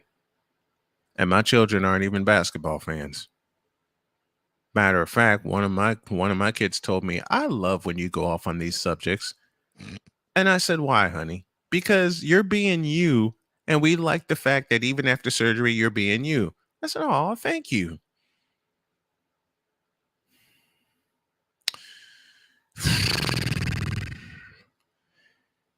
And you wonder why I call them the Brooklyn Mess. Because it's a mess. The Brooklyn Mess are stupid. The Brooklyn Mess are dumb. What? The Brooklyn Mess. Okay, let's start at the top. The Brooklyn Mess are stupid. What? The Brooklyn Mess are dumb. What? The Brooklyn Mess are toast. What? The Brooklyn Mess are finished. What? The Brooklyn Mess should have never left New Jersey. Would do the web butt. Damn! Oh, y'all didn't hear me. Let me say it again. The Brooklyn Mess should have never left New Jersey. Damn! You had an agreement to play at the Prudential Center. The Prudential Center in Newark was everything that you need. Nice central hub, nice arena, because the Meadowlands Arena was outdated. Right. You had everything there. All you had to do was tell the New Jersey Devils, look, we'll share the cost. People will still come to Nets games. And they were. Prudential seats 20,000. 19 for hockey. Same audience dimensions as the Meadowlands. Mm-hmm.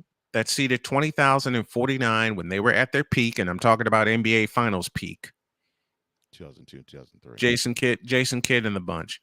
Even when they had Buck Williams and Michael Ray Richardson, research 1984, Milwaukee Bucks and the New Jersey Nets. Research that series. Research Game 4 of that series that was cleverly called by one Frank Gleber. God rest your soul, Frank Gleber. I miss him. So you left all that behind with a fan base that you built. First in the ABA on Long Island, and then you moved to New Jersey after the merger, and it took you a while to get the fan base that you wanted. But after you beat the defending world champion Philadelphia 76ers in 1984 at the Spectrum in Philadelphia in Game 5, that's when the fans started coming in because they believed in that team. Didn't do anything after, but at the same time, you were building something. Anybody remember Drazen Petrovic?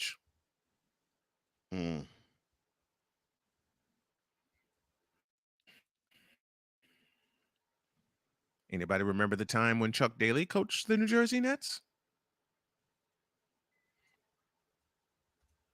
Anybody remember Derek Coleman leading the Nets, leading the charge? Anybody remember that? And you left all that behind with then Governor Christie saying, my message to them is goodbye. And Governor Christie, you were stupid enough to let them go. Yeah, I'll say it again. Governor Christie, you were stupid enough to let them go. Okay. Instead of walking up to them and saying, look, I'll get you some money. Either we update the Meadowlands Arena or I'll help you move to Newark. I will fit the bill for a couple of years in Newark while y'all bring in the fans, squirrel away some money, and then you can take the rent from there. That's all you had to do. Yeah, that's it. But see, the Nets, they wanted to be big, bad, and bold, and they wanted to say the following to the Prudential Center. Bitch, please. Yeah, how's that working out for you? And I'm going to say something that a lot of people are not going to like about it, but I will say it anyway. You brought the team to Brooklyn where not a fan in sight, white, black, or whatever race, know who the Nets are.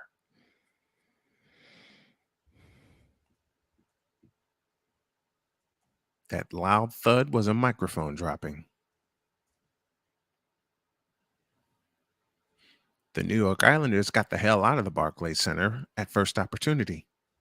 And I'm so glad they did.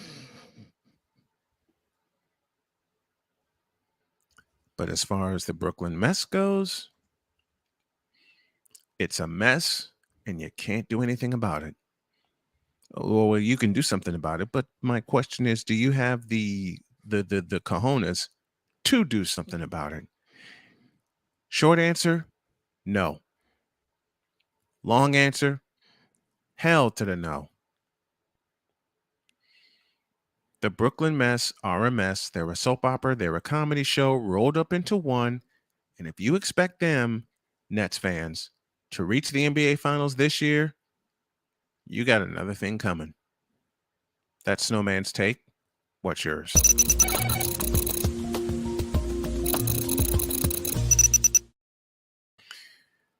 After a break, Jay Spivey joins us to talk the end of Christian McCaffrey.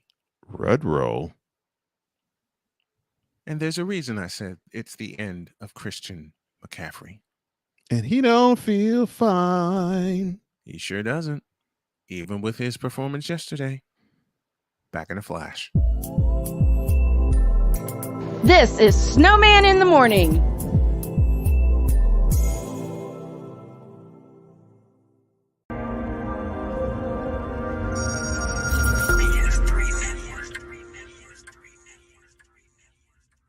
BS3 Network, changing the way you watch TV.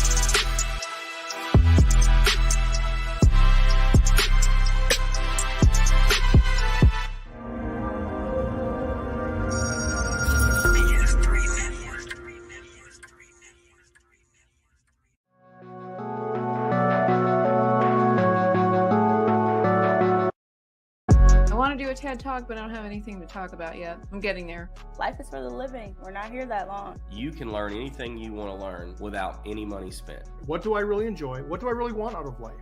I am your host, WIZE. Are you in a life holding pattern? Well, this is for you. Welcome to the Stuck in My Mind podcast.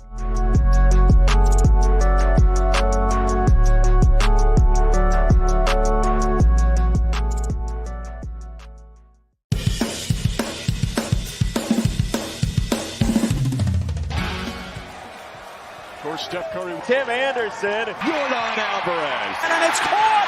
Debo Samuel with the catch. Michael Jordan can sense. The Fro just got the king. BS3 Network. The hottest of hot takes. The coldest of cold hard facts. This is Snowman in the Morning with Cole Johnson. Weekdays at 8 a.m. Eastern. Check your local listings for your viewing and listening pleasure. Hey everybody, Snowman here, and thanks for listening to this episode of Snowman in the Morning with Cole Johnson. Want to tell you about a little thing we like to call Monkey Knife Fight. Wait, what in the world is that, you may ask? Well, Monkey Knife Fight is a daily fantasy site where you can play your favorite games, support your favorite players, and make money at the same time. And right now, if you go to monkeyknifefight.com and use the code Snowman, you will get a 100% deposit match on up to $100 on your initial deposit. Go to monkeyknifefight.com and use the code Snowman for an up to 100% deposit on your first deposit of up to $100. Thanks, and tell them Snowman sent you.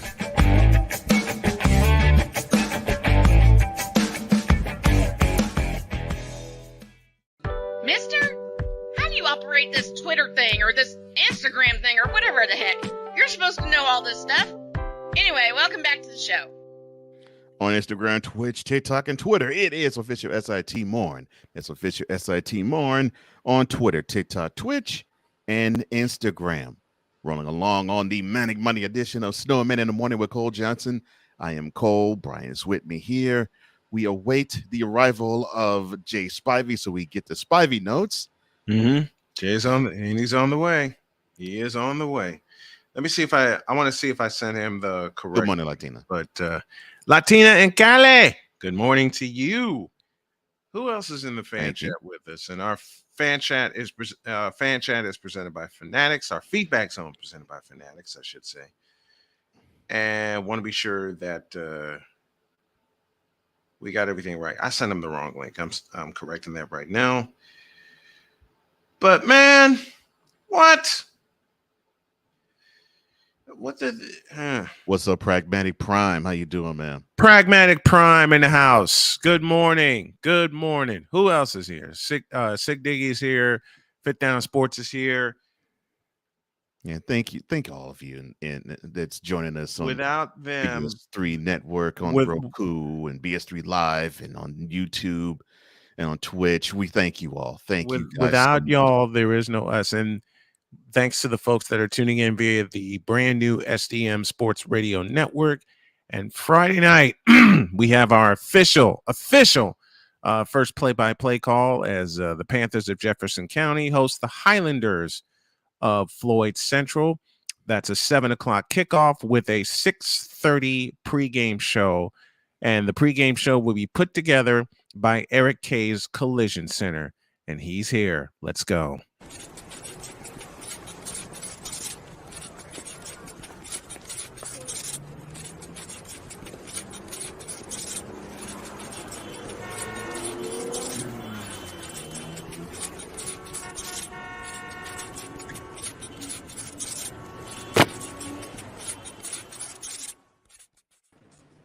These are the Spivey Notes powered by Casey's. Get your morning started at Casey's and fill up while you're at it. And Jay Spivey joins us. Good morning, Jay. Good morning, gentlemen. How are you doing? We're doing great, man. I'm going to say a statement that a lot of Panther fans didn't like. I said it to you, and you had a 2-foot smile in your face. Christian McCaffrey is finished. We've been talking about this for 2 years. He cannot stay healthy. When he's healthy, he's one of the most dynamic players probably one the league has ever seen. But he cannot stay healthy. You cannot count on him. Mm-hmm. Nope. And that's because of their prodigious talent, it is unfortunate that you can't. They have completely focused their team on him, which I understand, but you can't give him that giant deal they gave him a couple years ago. For and a there was no need to. thousands, it was for a thousand season that two other backs have already done, and it didn't lead the Panthers to the playoffs, and yet they paid him. Yeah, I mean, there was no rush to do it either. None. You could have waited a couple of years. Could have waited at least a year. At least a year. And see all these injuries, and your offense is focused on him. Tell me this. Have the Panthers ever had a true quarterback? And I'm not counting Cam Newton either, because he only had half a good season with them. Have they ever truly had a good quarterback? Kerry Collins? In his heyday, probably Jake Delhomme. Maybe Kerry Collins for a year or two, but other than that, not really. Because Baker Mayfield is not the answer. No. But not even close. The thing is, here's but one thing about there's that. another issue too, and I've said this before. Mm-hmm. They've had ample opportunity to fix this receiving core, and I don't want to hear about Robbie Anderson. He's not a number one receiver. And you know, we've heard people tell us that he is. He's not a number one receiver. He's Thank not. you. Because I was going to ask you. I was going to ask you why is it that stuff coming out of Charlotte is that they're trying to sell Robbie Anderson as a number one wide receiver? It's not even just Charlotte. It's quote unquote Panthers fans, which I say are very few. But they've had ample opportunity.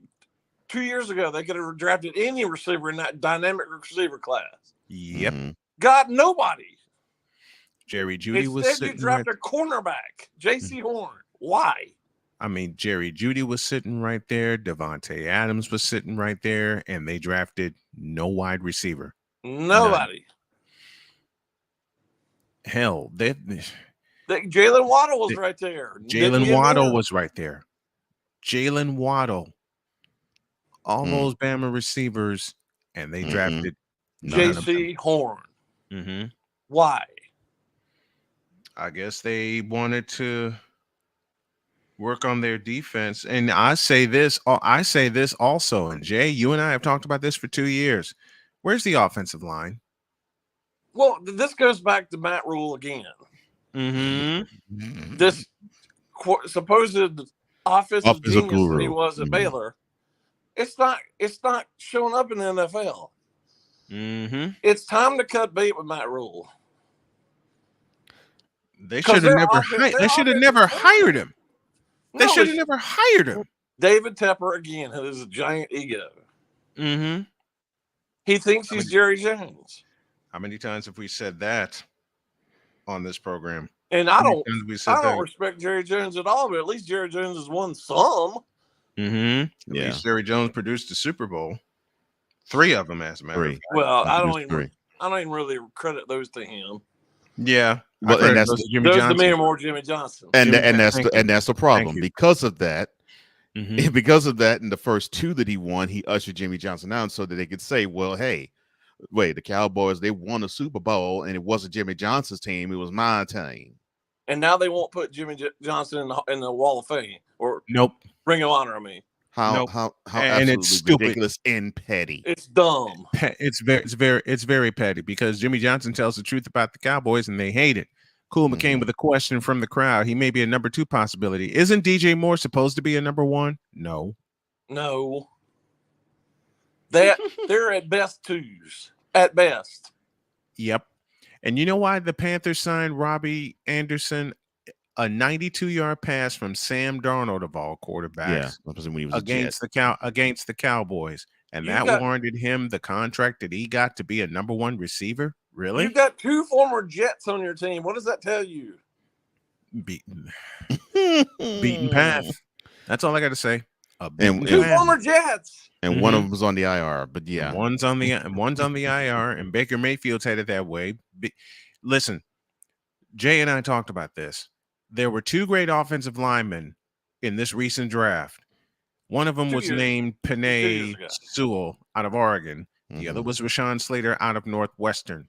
And they were high on the board for everybody. And the Panthers took neither of them. They passed on 2 offensive linemen and all those receivers in 2020 to get J.C. Horn. And I got laughed at for laughing at them. So, You and me both. But I guess it must mean that Matt Rule must know what he's doing. He does? Not. I mean, let's seriously, guys. I know this is not college football, but we've had now 5 Power 5 conference coaches fired already. Yep. Mm-hmm. What is taking the Panthers so long to fire Matt Rule? It's like you said. It's like you said, Jay. Ego. They feel as though a David Tepper. Yeah, they feel as though well as I do. If it were not for this giant contract that David Tepper gave Matt Rule, he would have been gone last year. They feel as though that Matt Rule can turn it around. Yeah. They're going to do it with this offense? No. Yeah, I mean, look, credit the offense. I mean, Baker Mayfield, he had a wonderful day yesterday. 22-36, 197 yards. Oh, he did throw a couple picks. And the other thing is, in this game, NFL is terrible. NFL is full of tight ends now. They have no tight end. Mm-hmm. Yeah. I watched the Chiefs last night. Travis Kelce is dominant. Mm-hmm. Yep. And they were basically their offense is kind of Mahomes looks to him all the time. Yeah. But the Panthers have nobody even remotely like that. To bolster your point, Jay, in that game, their backup tight end scored a touchdown. Yeah. Right. That's exactly right.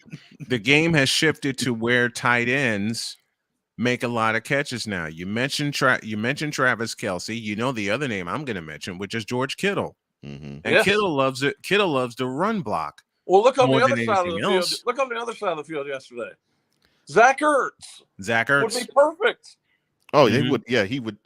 Zach Ertz Mayfield would need to have someone like a Hurts. Listen, on his Zach team. Ertz would be the missing the missing piece. Were it not for the fact that the Panthers do not have a quarterback. Well, and I'm sorry to mention his name, Jay, but to me, we would not have had Cam Newton be there as long as he was if it weren't for Greg Olsen, who was a tight end. And I'm glad you brought up Greg Olsen. Exactly.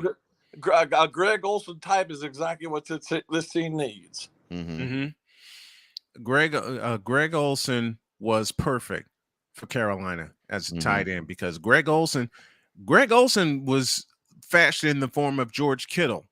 Mm-hmm. Loves the run block. He'll catch a couple passes when they're thrown to him. You know, and Latina from Cali says, "Fire Rule, please." It's time. What's taking him so long? It's that contract. And Cool, who lives in Charlotte, says, "Man, the fans were chanting Fire Rule." Of course they were. How many empty seats were at Ericsson Stadium yesterday? I'm sure there were a lot. I mean, first of all, I understand why it was at 4:00 because of the Cardinals. But who cares about that game at 4:00? No. I took it. Look, after watching the early games, I took a nap. Chris Dietz from the fan chat. Wesley Walls. Carolina was built by tight end. Wesley Walls was a former 49er. Wesley Walls, joined Carolina. Greg Olsen. They got nobody even remotely like that. Right.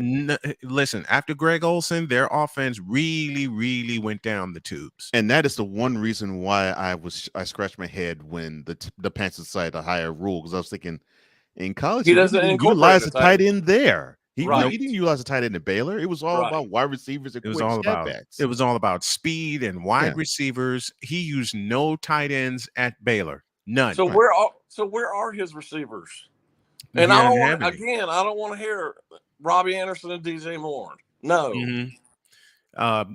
Let me make a correction. It was Cool McCain that mentioned Fire Rule. The fans were chanting fire. Well, Cool is right. Mm-hmm. Mm-hmm. 9 passes. 9 passes blocked at the line of scrimmage, and they didn't roll the quarterback out of the pocket once. Not once. And that's sort of what. Listen, I'm not Baker Mayfield's biggest fan, but that's his game. He rolls out. He's not a pocket passer. Yeah. He's mobile. He's a mobile pocket quarterback, and that's always been. He was that way in Oklahoma. Yeah. And somebody explain Donovan Peoples-Jones to me, please. And the Hawk TV brings this up. DJ Moore, Robbie Anderson, and Donovan Peoples-Jones. These are twos. They're not ones. Well, I get at best are they twos. Now I get why the Panthers got Donovan Peoples-Jones, because they figured, okay, well, the symmetry that supposedly Jones and Mayfield had in Cleveland, it could transfer to Charlotte. No. They never had symmetry. Here's but the they problem. didn't really. But to what I was about to say, what you just They said, never that's what I had was saying. symmetry. They really in did not have Cleveland. symmetry except for maybe literally one or two games when they played in Cleveland. They had no symmetry whatsoever. There is no symmetry between Baker Mayfield and these receivers. And let's get to Baker Mayfield for a moment. We said this before the preseason even began. The reason they brought Baker Mayfield in was to be their starter. Period. Period. Because they were looking at the first game of the season against Cleveland and they choked. They choked that game. They choked that game away. That was a winnable game against Cleveland in Charlotte, and they choked it away. They choked it away. Well, really, they haven't played anybody yet, really, of any consequence. That's true. And they're in the desperate straits they're already in. Mm-hmm. I mean, you could trace this back to last year when they started 3-0 against terrible teams, and then the bottom fell out. And they haven't repaired it since. Yeah. They played an injury-riddled, confused New Orleans team and beat them by only 8 points. Because New Orleans was going to come back. Had New Orleans had a real quarterback, they'd have come back and won that by 300 points. Easy. Well. Yeah, the Saints have no quarterback. None. No, they don't. None. They don't.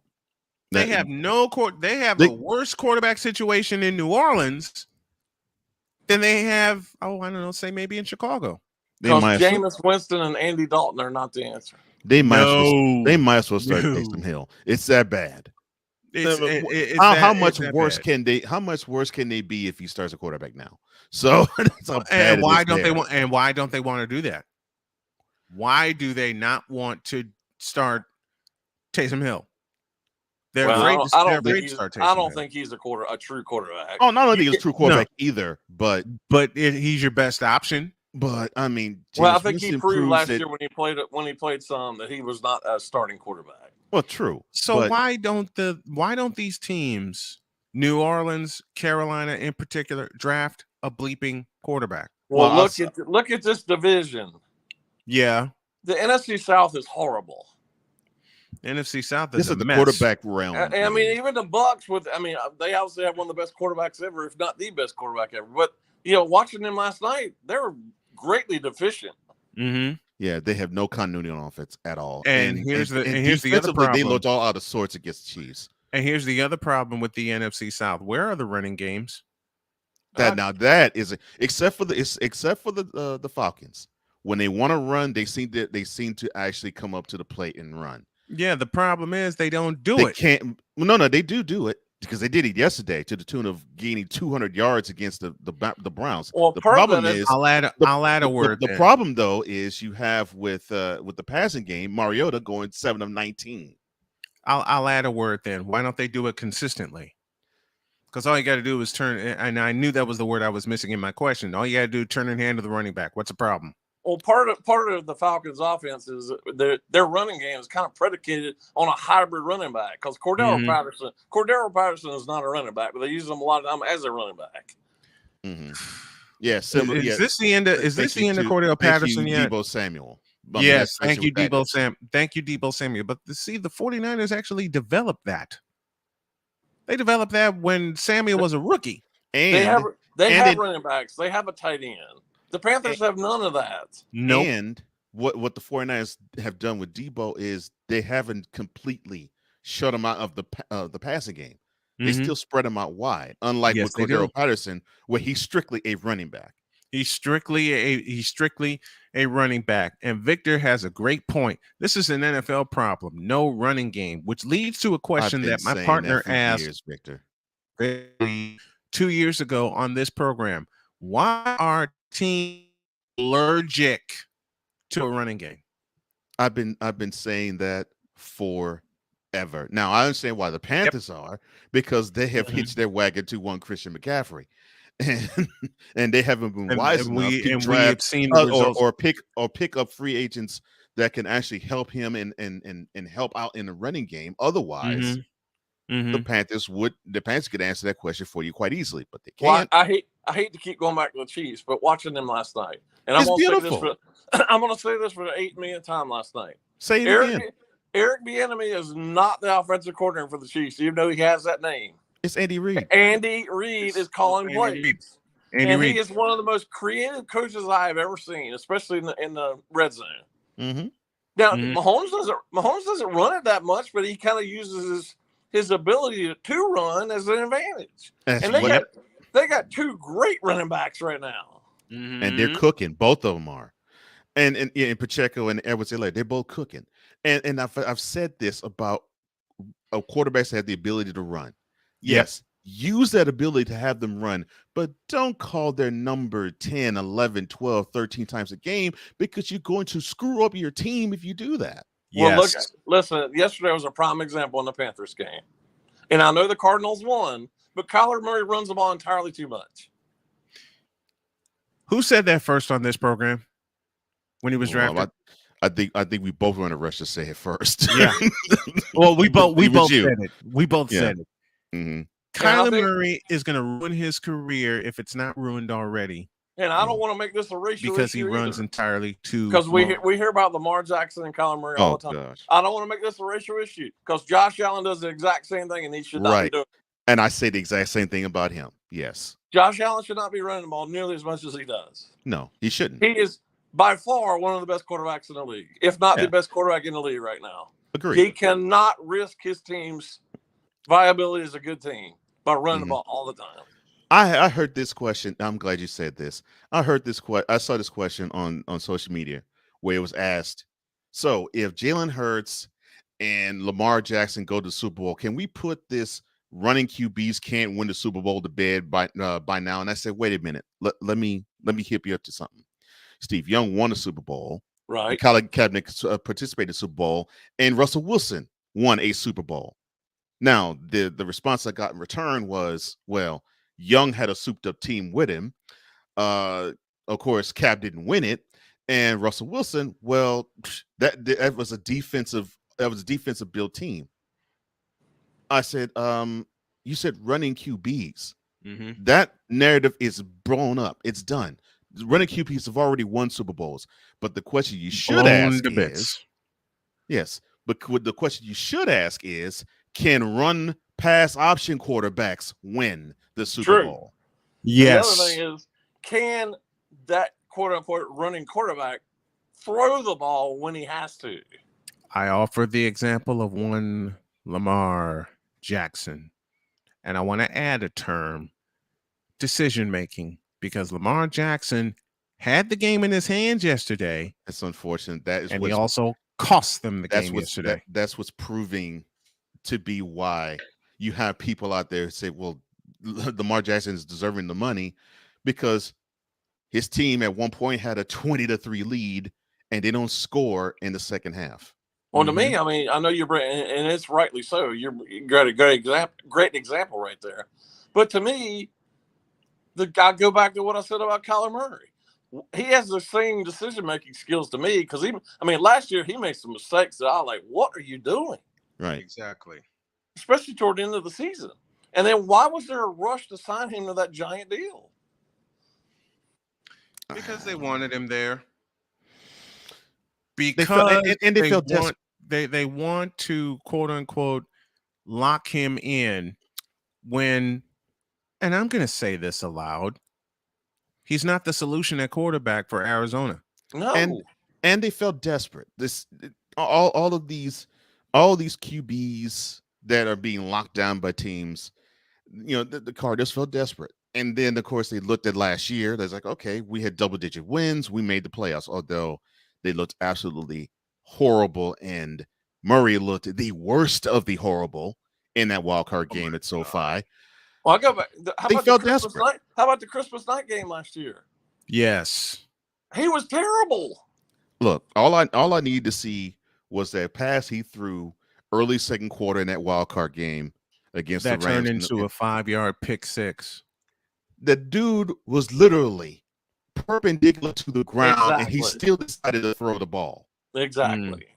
Into the waiting arms of a Ram DB, and he just, like you said, Brian, waltzed in from 5 yards for 6.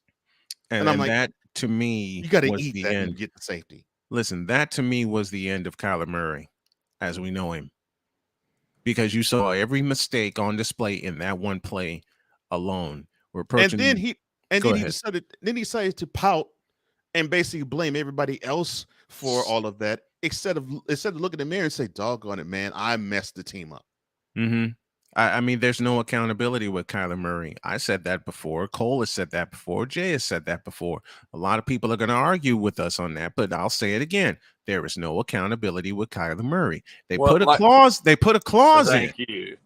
They put a clause in that said he had to do more work, homework. Because it's done behind, and media said, I don't need to study. And then they repealed the call. They repealed the clause because it leaked out before it was supposed to come out. What is so wrong with putting that clause in the contract?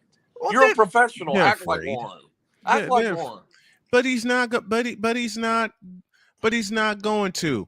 And we're running out of time. Jay Spivey joins us here every single Monday at the bottom of hour 2. Trust me, we're going to have a bonus segment with Jay Spivey later on this week where we discuss this. Thank you, Jay. Appreciate you. We love you. We'll do it again next Monday. By the way, guys, how about those Mets? How about those Mets? How about those Mets? How about had to throw that in there. Yeah. How about those Mets, man? How about those Mets? And how about those Mariners too? Like we talked about at the top. Like we talked about at the top at the top of the show. Thank you, buddy. All right, thanks guys. a Thanks lot. a bunch. Appreciate it.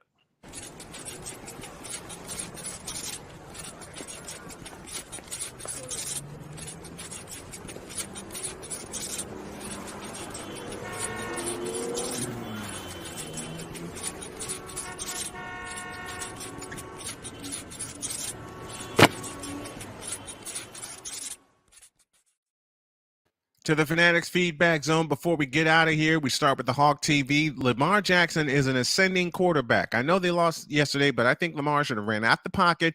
They either run or throw for the game-winning TV.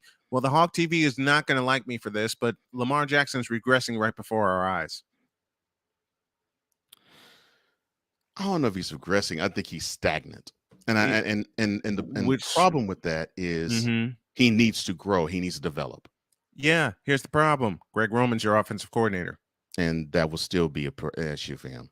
That Greg Roman is still your offensive coordinator. Bitter truth, or we got to say fudge instead. Oh, boy. Cardinals made a huge mistake paying him, talking about Kyler Murray. I'd have traded him. I'd have done worse. I'd have cut him. I'm surprised they didn't let him go. Seriously. I'd have cut him.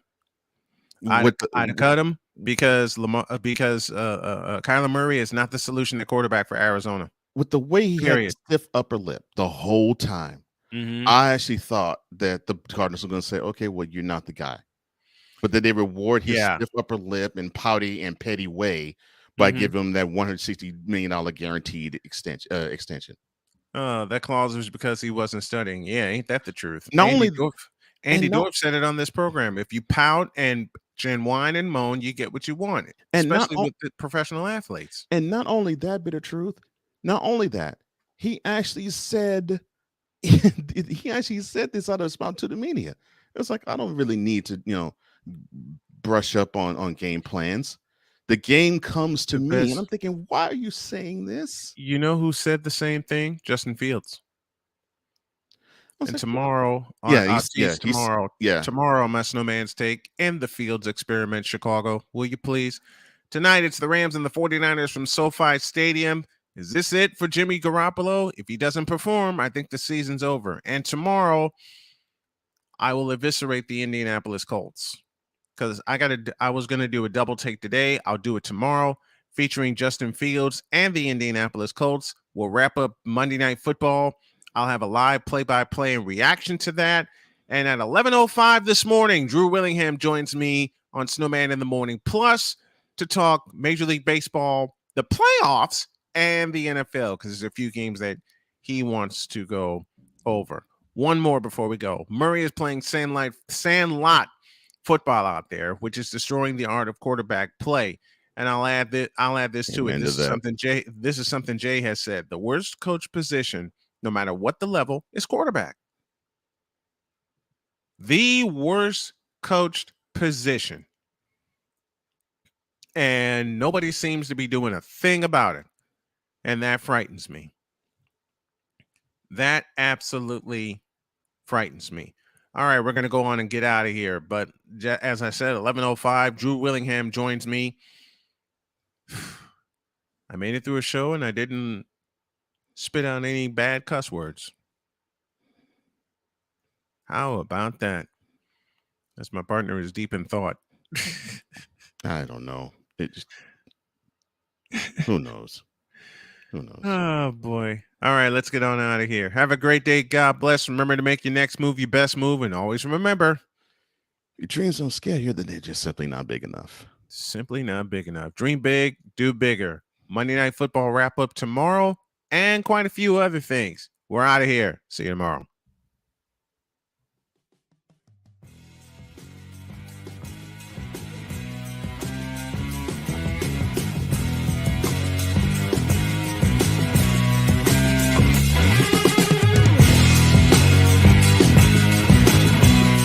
Thank you for tuning in to Snowman in the Morning with Cole Johnson, the hottest of hot takes and the coldest of cold, hard facts.